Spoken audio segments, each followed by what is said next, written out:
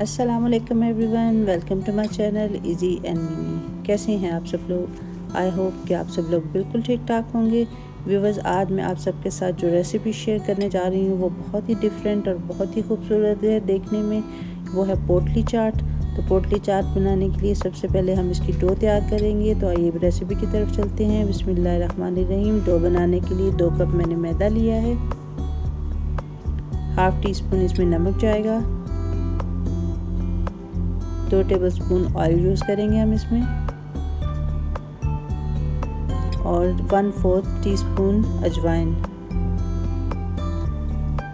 सबसे पहले बोल में हम मैदा, उसके बाद नमक, ऑयल और अजवाइन डाल के इसको बहुत अच्छी तरह अपने हाथों के साथ मसलते हुए मिक्स करेंगे।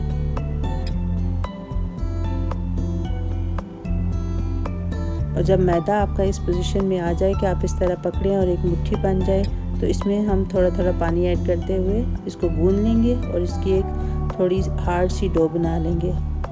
डो हमारी हार्ड होनी चाहिए, सॉफ्ट नहीं होनी चाहिए ज़्यादा। जितनी अच्छी तरह हम अपनी डो को गूंदेंगे उतनी ही अच्छी हमारी सॉफ्ट सी डो बनेगी और उतनी ही अच्छी पोटलियाँ बनेंगी। अब हम इसको ग्रीस करके थोड़ी देर के लिए रेस्ट पे छोड़ देंगे।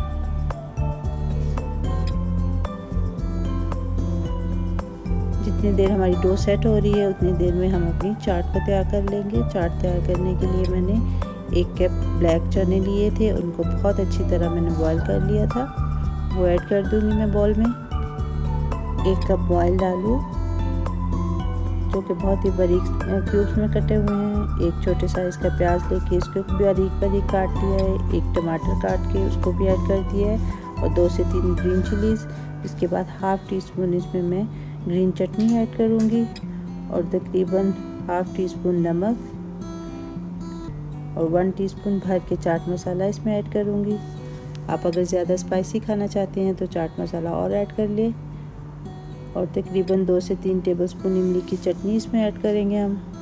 और इसको मज़ीद स्पाइसी और चटपटा सा बनाने के लिए इसमें 1 लेमन का जूस ऐड करूँगी। लेमन जूस ऐड करने के बाद हम इसको अच्छी तरह मिक्स कर लेंगे, और हमारी ये चटपटी सी मज़ेदार सी माउथ वाटरिंग सी चाट रेडी है। हम इसको एक साइड पर रख देंगे, और अब हम अपनी पोटली को तैयार करेंगे। पोटली को तैयार करने के लिए हमने जो डो रेडी की थी वो देखें बहुत अच्छी सी सेट हो चुकी है। अब हम इसको मज़ीद थोड़ा सा गूंदने के बाद इसके छोटे छोटे पोर्शन बना लेंगे।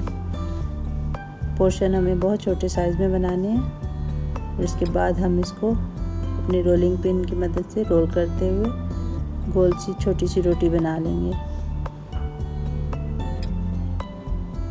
ये देखें। इसके बाद हम अपनी इस रोटी में अपनी चाट को फिल करेंगे। चाट हमें बहुत ज़्यादा इसमें ऐड नहीं करनी, बल्कि जितनी इजीली इसमें जाएगी और उतनी ही हम चाट ऐड करेंगे। उसके बाद हम इस तरह अपने हाथों से पकड़ते हुए इसको फोल्ड करते जाएंगे। ये हमारी पोटली तैयार होती जाएगी। हमें इस तरह छोटी छोटी फोल्डिंग में इसको फोल्ड करना है,